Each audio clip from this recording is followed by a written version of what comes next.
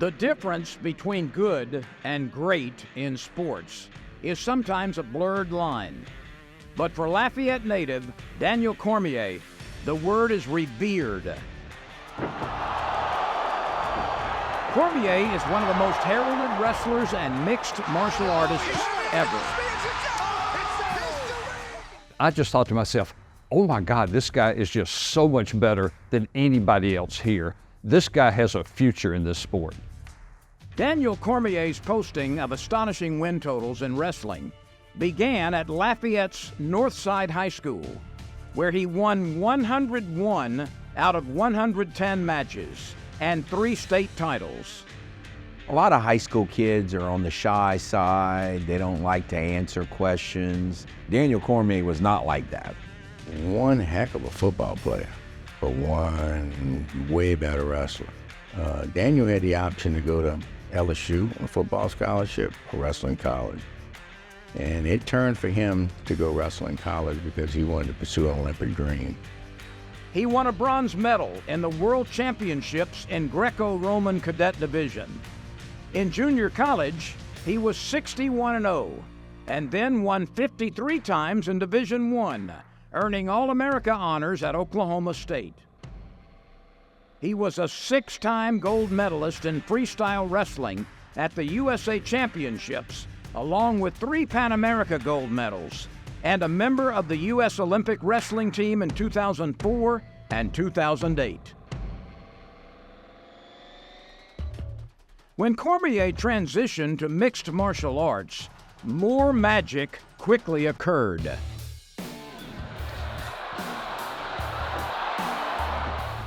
He starred in Strikeforce, winning his first 11 bouts and winning the Heavyweight Grand Prix before joining the UFC.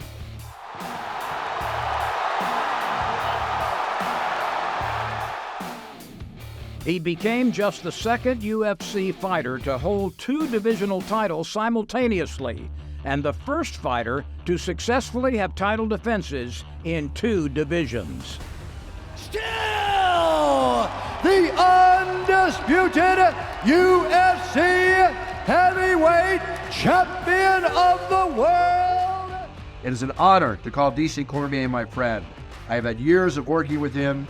He always comes in with a smile on his face and leaves everyone with a positive attitude. A role model personified. Bring that belt with you if you come to my house.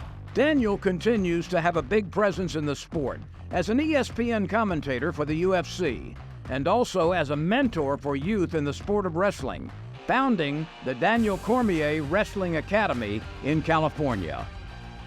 There's some people move away and kind of forget where they came from. I mean, Daniel's not like that. He remembers his relationships and those who helped him to get to where he is. Still regularly communicates with some of his friends and especially his former coaches in Louisiana. Now he steps into our Hall of Fame ring, and it's only appropriate that legendary UFC ring announcer Bruce Buffer bring Daniel Cormier on stage. Big cheers and congratulations to DC Cormier. It's time to enter the Hall of Fame.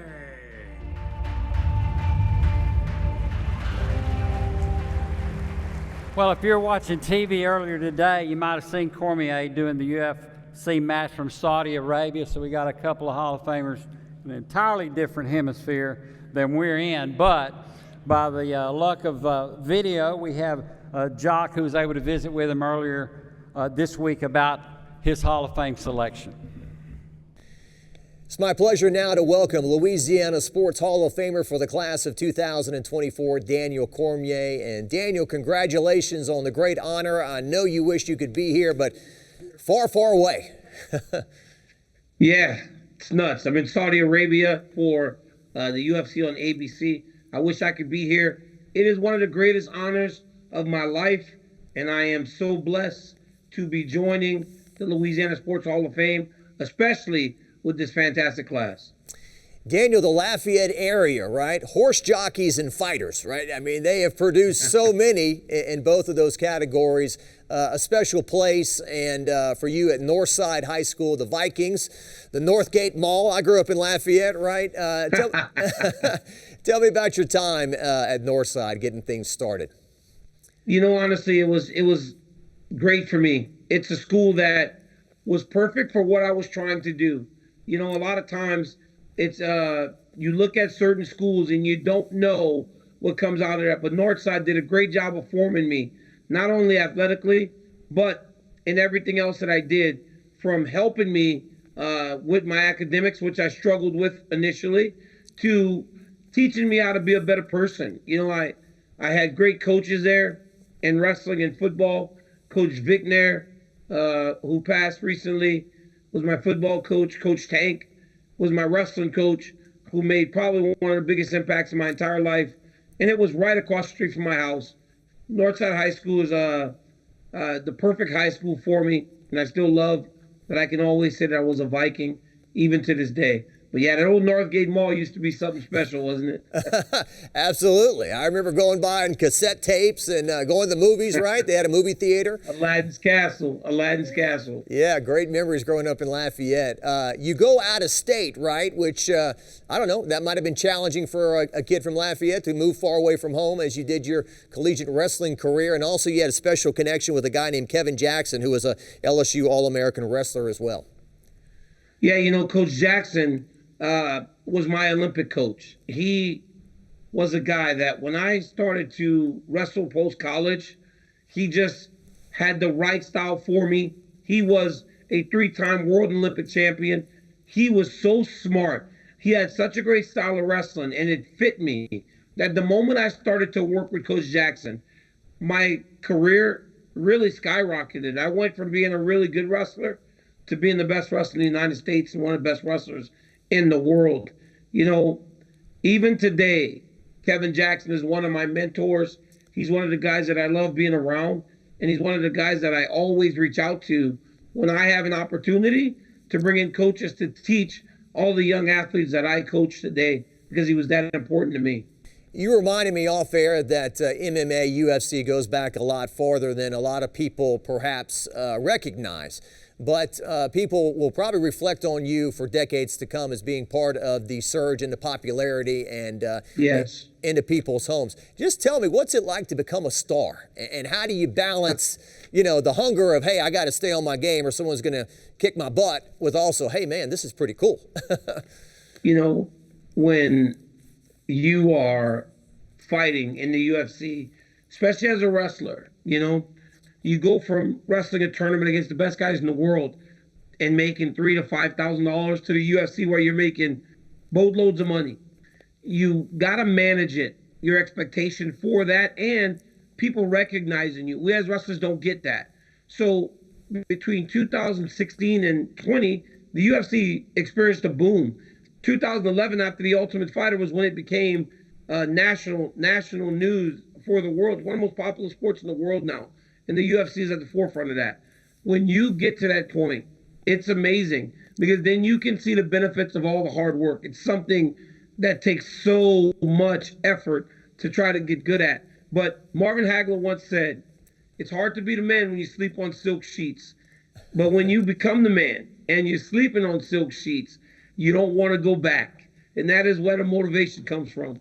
It's a tough world to navigate. But once you get it figured out, it is amazing, man. I would not change anything. You've now transitioned into being an outstanding broadcaster.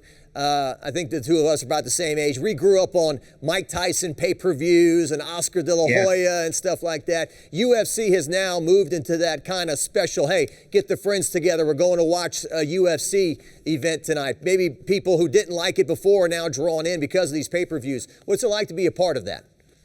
It's the best. You know, I have two of the best broadcast partners in the world, in John Anik and Joe Rogan. And we sit there for some of the biggest events in the world. I have experienced a number of things. I have seen Super Bowls. I've seen NBA Finals. I've been in the building for Olympic medal matches and track and field. A UFC title fight, sitting next to the octagon, stand alongside any of it. The energy in the arena, the crowd, the people. Hey, from the very start of time, people love watching a fight. That's why they had coliseums. The UFC today has built a modern coliseum. It's the most amazing job. I didn't know that this was my future, but I'm glad now that when they offered me an opportunity, I mean, people put me on TV on Fox Sports when I had no experience. One time, I actually spoke back to the talkback whenever they were talking to me on air, and they didn't fire me. They took a chance and they gave me a chance, and now it's worked out, and I am so thankful for it. Daniel, congratulations on an amazing career, and congratulations on your honor this year. Thank you so much for having me. Before I go, hey, I just want to thank all the people that played a part in my career getting me here. Thank you to my late parents, Audrey Cormier, Percy Benoit. They sacrificed so much for me. To my family in attendance, I love each and every one of you. To my kids, Daniel, Marquita, and Luna, I know you guys are proud of Dad. This is as big an honor as I've had in my entire life. The Louisiana Sports Hall of Fame. Hey, I'm just a kid from the north side of Lafayette, Louisiana. This means as much to me as any Olympic team and any UFC championship. Thank you guys so much. I appreciate each and every one of you. Boy, it's good to be a kid from Louisiana. I love you guys so much. Beautifully said. Thank you so much. Daniel Cormier into the Louisiana Sports Hall of Fame for the class of 2024.